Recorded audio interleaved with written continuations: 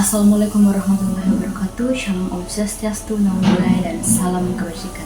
Saya Arpa Arumani, kelas manajemen B angkatan 2022 Universitas Sulawesi Barat. Di sini kita akan menjelaskan tentang materi penganggaran. Di sini ada 7 materi. Yang pertama ada anggaran perusahaan, ramalan penjualan, anggaran produk, anggaran bahan baku, anggaran biaya dan beban, dan yang terakhir anggaran laba rugi. Langsung saja yang pertama yaitu konsep dasar anggaran perusahaan.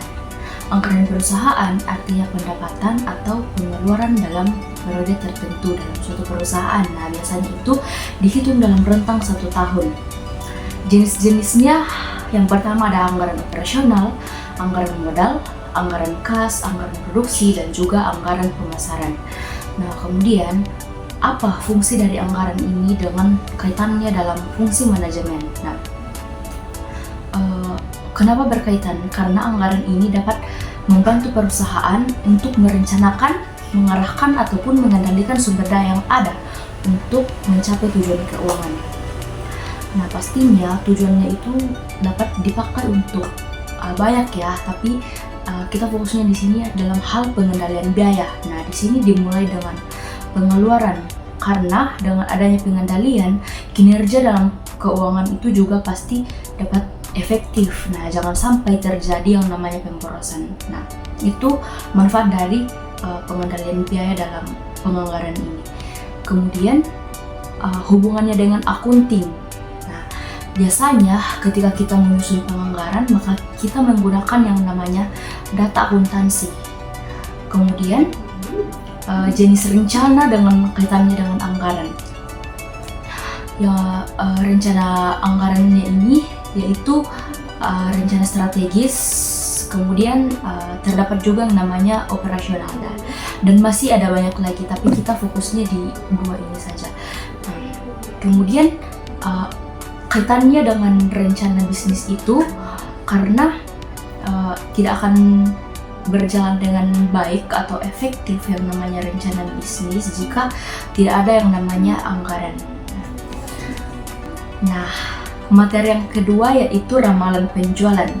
Ramalan penjualan merupakan perkiraan penjualan di masa depan berdasarkan data historis dan faktor-faktor yang memengaruhi penjualan.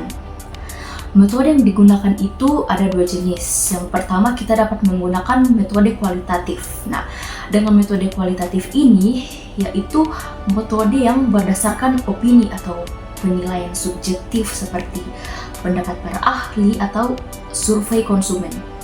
Kemudian yang kedua, pilihannya ada kuantitatif. Nah, kuantitatif digunakan menggunakan data historis dan juga analisis sistematis, seperti salah satunya itu analisis tren.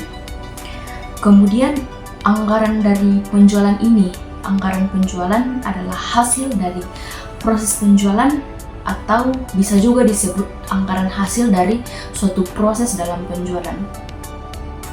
Dalam anggaran penjualan sendiri terdapat perencanaan, koordinasi, dan juga kontrol, dan juga evaluasi tentunya. Jadi kita dapat menyusun anggaran penjualan dengan menganalisis data historis dari penjualan. Nah, dari data historis itu kita dapat menyusun penganggaran. Kemudian untuk menghitung anggaran penjualan terdapat 3 metode. Yang pertama, kita bisa menggunakan metode persentase, kemudian analisis tren, dan juga regresi. Materi selanjutnya yaitu anggaran produk. Anggaran produk adalah anggaran untuk membuat produk jadi dalam proses pembuatan produk. Jadi, dalam penyusunan anggaran produk hanya meliputi produk jadi saja. Dalam penyusunan anggaran produk dapat disusun berdasarkan anggaran jualan dan juga anggaran sediaan produk. Nah, kemudian untuk menghitung anggaran produk, yang pertama kita tentukan dulu apa produknya. Lalu setelah itu kita dapat riset pasar mulai dari data historis, kemudian strategi pemasaran, dan juga kita hitung harga jual dan juga biaya-biaya yang ada. Dengan catatan, kita membutuhkan catatan yang atau data detail dari produk tersebut yang ingin kita hitung anggarannya supaya lebih efektif perhitungan anggaran produk ini. Anggaran bahan baku merupakan rencana tertulis yang menunjukkan kebutuhan bahan baku untuk proses produksi. Anggaran ini penting untuk mengendalikan biaya produksi, memastikan kelancaran produksi, dan membantu perusahaan dalam merencanakan kebutuhan keuangan. Dalam penyusunan anggaran bahan baku, yang pertama kita dapat menentukan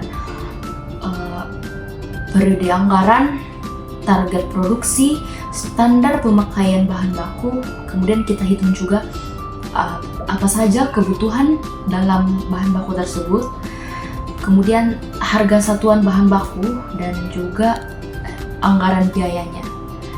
Dalam menghitung anggaran bahan baku, rumusnya yaitu anggaran bahan baku sama dengan target produksi dikali standar pemakaian bahan baku kali harga satuan bahan baku. Nah, hasilnya adalah anggaran bahan baku.